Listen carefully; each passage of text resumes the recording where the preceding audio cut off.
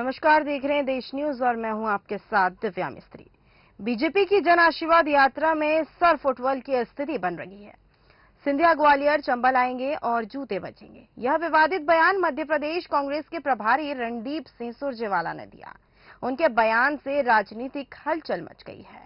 भोपाल में मीडिया से चर्चा करते हुए सुरजेवाला ने कहा कि बीजेपी की जन आशीर्वाद यात्रा में ही सब कुछ उजागर हो रहा है। उनकी सिर्फ फुटबॉल हर रोज आप देख रहे हैं, रिपोर्ट कर रहे हैं, जारी है। ज्योतिरादित्य सिंधिया को तो बोलते हैं ग्वालियर चंबल में मत जाइएगा, वहाँ जूते बजेंगे, वहाँ जूते बजेंगे, वहाँ जूते बजेंगे, वहाँ जूते बजेंगे। बीजेपी की जन आशीर्वाद यात्रा में सर फुटबॉल की स्थिति बन गई है। सिंधिया ग्वालियर चंबल जाएंगे तो जूते बजेंगे, यह विवादित बयान मध्य प्रदेश कांग्रेस के प्रभारी रणदीप सिंह सुरजेवाला ने दिया। उनके बयान से राजनीतिक हलचल मच गई है।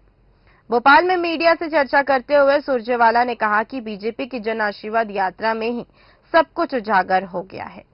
बीजेपी में सर फुटबॉल की स्थिति है। सुरजेवाला ने केंद्रीय मंत्री ज्योतिरादित्य सिंधिया पर कटाक्ष किया है। वहीं हमारे साथ इसी पर अधिक जानकारी के लिए एडिटर इन चीफ जय श्रीवास्तव जी जुड़ चुके हैं। जय जी, आपका स्वागत है। नमस्कार। जय जी, कहीं ना कहीं ज्योतिरादित्य सिंधिया पर सुरजेवाला ने एक विवादित बयान दिया है कि सिंधिया ग्वालियर चंबल जाएंगे तो जूते बजेंगे। इस पर आपका क्या कहना, क्या ये बयान सही है?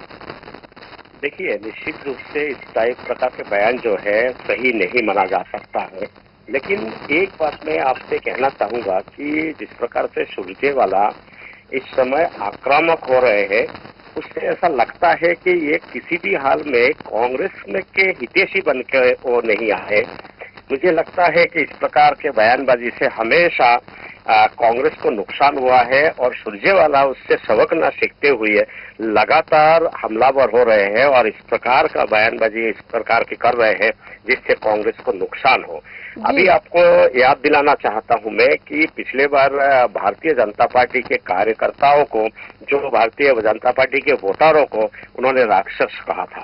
भारतीय जनता पार्टी के नेता पर हमेशा इस प्रकार के आक्रामक होना, अजीब बात है कि वो विपक्ष में है तो वो आक्रामक हो, लेकिन जिस प्रकार के शब्दावली वो उपयोग कर रहे हैं उससे लगता है कि ये कहीं ना कहीं कांग्रेस को हानि पहुंचा रहे हैं।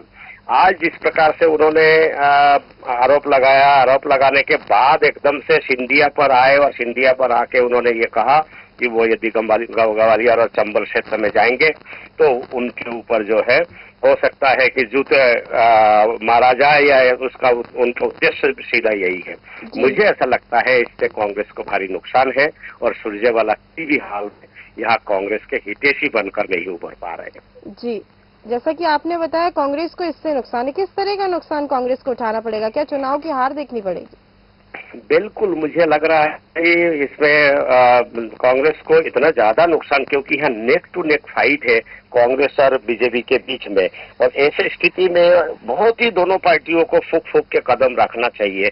और इनको ये मालूम है कि कांग्रेस इस प्रकार के पिच पर बहुत ढंग से गेम खेलती है और वो बहुत आसानी से जो है भारतीय जनता पार्टी को मौका दे रहे हैं कि कांग्रेस के कमलनाथ से जो है पिछले बार शिवराज सिंह हार गए थे, मतलब कांग्रेस भारतीय जनता पार्टी पर भारी पड़े थे।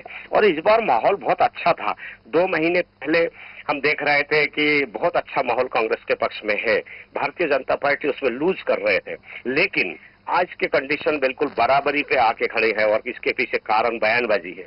और पिछले बार जो है बहुत ज्यादा का माहौल नहीं बना कि वो राक्षस बोल दिया, लेकिन इस बार जो है इस प्रकार के जो है बड़े नेता के मुंह से अगर इस टाइप के शब्द का उपयोग किया जाता है तो निश्चित रूप से आम जो कार्यकर्ता है वो सोचने के लिए मजबूर होते हैं कि इस प्रकार के नेताओं के हाथ में बागडोर देंगे जो जिनका भाषा शैली ये है।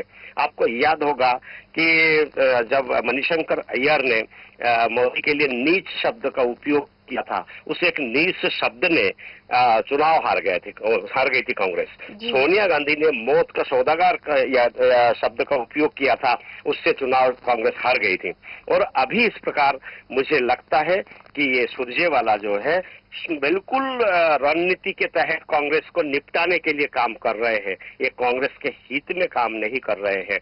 मैं आपको एक और चीज बताना चाहूंगा, कांग्रेस के क्या सोच है, उनके सोच पर मुझे दया आती है कि सुरजेवाला को मध्य प्रदेश में भेजा, जबकि सुरजेवाला दूसरे दोयम दर्जा का नेता है।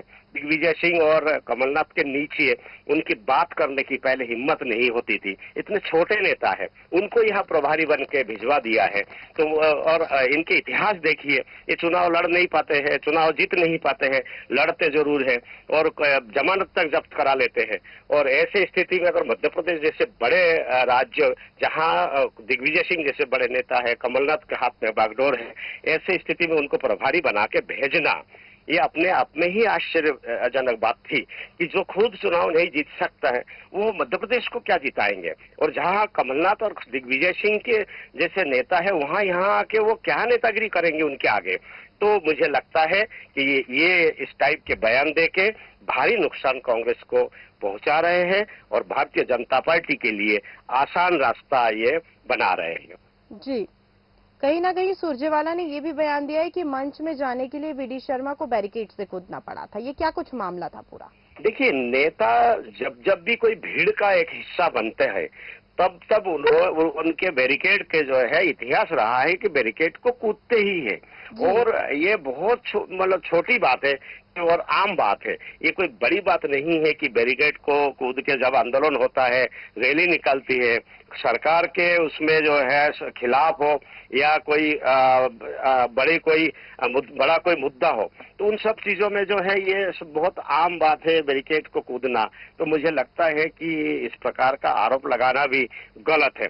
फिर भी इस बैरिकेड वाला जो मुद्दा है, ये तो कहा जा सकता है कि ये राजनीति के में कोई नुकसानदायक नहीं है, लेकिन जूता शब्द का जो उपयोग किया है, जूता मारने वाला, ये शब्द से जो है निश्चित रूप से उनको नुकसान होगा। इनके मतलब हैसियत का भी पता चलेगा कि ये इतने बड़े नेता जो मध्य प्रदेश के प्रभारी बन के आए हैं और उनके मुंह से इस प्रकार के जूता मारना, राक्षस, श्राप देना, मतलब वो इतना बड़ा हो गया है कि वो श्राप देने लगे लोगों को।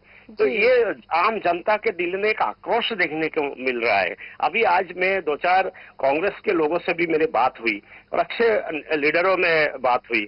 हमने उनसे जब पूछा कि भाई क्या ये बोल रहे हैं, क्या कर रहे हैं, आपके लिए शानदार यहाँ पर माहौल बना हुआ है, लेकिन इस प्रकार के बयानबाजी में आपके हाथ से ये सारी चीजें चली जाएगी, जो अच्छा माहौल है वो खराब हो जाएगा।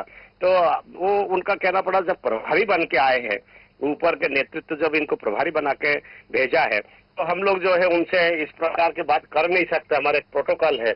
लेकिन मुझे लगता है कि ये जिताने नहीं, हराने आए हैं। जी, साथ ही उन्होंने बीजेपी को कहा है कि बीजेपी हार का मुंह देखकर बौखला गई है, लेकिन इस बयान से कहीं ना कहीं ये लग रहा है कि सुरजेवाला कांग्रेस के हार से बौखला रही है। नहीं, देखिए, उनके सोची समझी रणनीति है। क्या होता है कि बहुत बार देखा यह जाता है कि आरोप भी लगाते हैं कि कोई नेता पैसे की लेन देन करके हो या कोई मंसूबा, उनका कोई छुपा हुआ मंसूबा हो, जिसको वो उजागर तो नहीं करते, लेकिन इस प्रकार के बयानबाजी से जो है पार्टी को ही निपटा देते हैं। जो उनके जो मंसूबा है उसमें वो कामयाब रहते हैं। तो इसी प्रकार के कोई इनका गुप्त एजेंडा होगा, नहीं तो कंटिन्यू जिस प्रकार से ये हमलावर हो रहे हैं और इनको खुद को पता है, क्योंकि इसी प्रकार के भाषा, इसी प्रकार के नेचर के कारण से ये कभी चुनाव नहीं जीत पाए। तो उन्होंने सोचा होगा कि जब हम नहीं जीत पाए, वही भाषा शैली आप मध्य प्रदेश को लेके आ रहे हो। ये बहुत संवेदनशील, बहुत जो इमोशनल लोग यहाँ पर रहते हैं, इमोशन से आप खिलवाड़ कर रहे हो, और इमोशन से खिलवाड़ करने वाले जो नेता है उनको कभी ये माफ नहीं करती है यहाँ की जनता। तो इनको ये सब देखना चाहिए कि इस प्रकार के भाषा को, बहुत संयमित भाषा को इनको उपयोग करना चाहिए। जो आपको राक्षस वाला हो या अभी ये जूते वाला हो। हाँ, कोई छोटा मोटा नेता अगर बोले माना जा सकता है कि नेता छोटा है, इनके जो है सोच यहीं तक है, इसीलिए इन्होंने बोल दिया। लेकिन बड़े नेता जो कि प्रभारी है, उनके मुंह से अगर इस प्रकार के जो है शब्द का उपयोग किया जाता है, निश्चित रूप से ये चुनाव में प्रभाव डालेगा और निश्चित रूप से इन शब्दों से आम जो वोटर है वो घायल होंगे और इनको माफ नहीं करेंगे। कहीं ना कहीं ये बीजेपी पर तंज कस रहे। बीजेपी की ओर से क्या कुछ प्रतिक्रिया आई है इस बयान के बाद? देखिए, उमा भारती ने सबसे पहले इसमें और प्रतिक्रिया दिया है और बड़े बड़े नेताओं की प्रतिक्रिया अभी आने लगे हैं, लेकिन सभी के प्रतिक्रियाओं के साथ साथ जो आम जनमानस है उनके दिल में भी एक प्रकार की जो नफरत वाली जो भाषा है, इससे उनके दिल में भी नफरत पैदा हो रही है। ये कहने के लिए लोग मजबूर हो रहे हैं कि जो मोहब्बत की दुकान चलाने वाला नेता है, उनका जो प्रभारी है वो नफरत की दुकान फैला रहे हैं, यहाँ पे सजा रहे हैं, यहाँ है। तो ये दोनों जो है चीजें यहाँ नहीं चलने वाली है। तो आम जनता के नजर में ये है कि राहुल गांधी यदि मोहब्बत की दुकान सजाने की बात करते हैं, लेकिन उनकी दुकान में सारी चीजें अगर नफरत की मिलती है तो वो चीजों में पार्टी को कभी फायदा नहीं होगा। जी, कहीं ना कहीं इस बयान के बाद से कांग्रेस भी पछता रही है कि ये कांग्रेस के पक्ष में भाजपा को क्यों ऐसा बोला है। देखिए, क्या होता है कि ये सारी चीजें आकलन किया जाता है। आप आरोप लगाइए, प्रत्यारोप लगाइए, खूब लगाइए, कोई दिक्कत नहीं है, लेकिन अपने जो है भाषा है उसमें जो है आपको नियंत्रण रखना चाहिए। आप यदि भाषा पर नियंत्रण नहीं रखेंगे तो निश्चित रूप से आपको नुकसान होगा। और आप देखिए, दोनों पार्टी एक दूसरे पर आरोप लगाती है, लेकिन उसका एक लक्ष्मण रेखा है, उसको जब जब भी कोई पार करता है तब तब उनको नुकसान होता है। और भारतीय जनता पार्टी इस मामले में बहुत माहिर है कि वो चाहती है कि इस प्रकार की भाषा का उपयोग हो। आपने चोर बोला चौकीदार को, उसी पे खेल गए। तो ये शब्दों पर खेलना इनको आता है।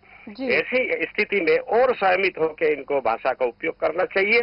और जो उनके जो लीडर हैं, उनके जो मोहब्बत की दुकान है, उसी लाइन पे इनको आगे बढ़ना चाहिए। अगर मोहब्बत की दुकान आप दिल्ली में कहोगे और आपके कोई प्रभारी अगर नफरत फैलाने का काम करेगा तो निश्चित रूप से उसमें नुकसान कांग्रेस को है। जी, तमाम जानकारी साझा करने के लिए जय जी शुक्रिया। बीजेपी की जन आशीर्वाद यात्रा में सर फुटबॉल की स्थिति बन गई। सिंधिया ग्वालियर चंबल जाएंगे तो जूते बजेंगे। बीजेपी में फूट का नतीजा यह है कि राकेश सिंह को प्रभारी बनाकर मंच पर नहीं जाने दिया। मंच में जाने के लिए वीडी शर्मा को बैरिकेड से कूदना पड़ा। सुरजेवाला यही नहीं रुके। उन्होंने कहा, बीजेपी हार का मुंह देखकर बौखला गई है। प्रधानमंत्री नरेंद्र मोदी द्वारा बीना में सनातन धर्म पर विपक्षी दलों को घेरने वाले बयान पर पलटवार करते हुए रणदीप सुरजेवाला ने कहा, गोडसे के उत्तराधिकारी अब महात्मा गांधी की बात कर रहे हैं। उन्होंने कहा है, हमने भारत के लिए सीने पर गोली खाई। बीजेपी भारतीय परंपरा और संस्कृति को चुनौती दे रही है। सनातन धर्म पर बात करते हुए सुरजेवाला ने कहा, सनातन धर्म युग और युगांतर से है और आगे भी रहेगा। आपको बता दें कि विपक्षी दलों का इंडिया गठबंधन के सहयोगी दल डीएमके के नेता उदयनिधि स्टालिन ने सनातन धर्म को खत्म करने की भी बात कही थी। अब इस बात पर कितना असर चुनाव पर देखने को मिलेगा? क्या कांग्रेस के नुकसानदायक इस बयान से कांग्रेस चुनाव का हार सामना करेगी? इसी तरह की और अधिक जानकारी के लिए बने रहिए देश न्यूज के साथ। नमस्कार।